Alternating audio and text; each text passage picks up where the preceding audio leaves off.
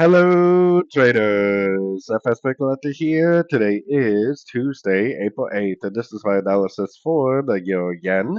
If you haven't done so already, definitely do check out my free Discord channel, which is linked down here in the corner at the end of the video. And don't forget to take a look at my website, fxpipcollector.com. So, anyways, the euro yen is pushing down after it broke structure to the upside. I still think that the daily time frame we need to be bullish. I still think there's a very good chance that we are heading up for wave C of wave B, which should make a five-wave uptrend on the daily time frame. So if that's true, taking it down to the shorter time frames, this could be a wave one. I was looking at this morning as possibly being an expanding ABC and possibly just continuing up from there, but it definitely could end up turning into more of a proper ABC like that. Either way, I am looking at this as possibly a wave one.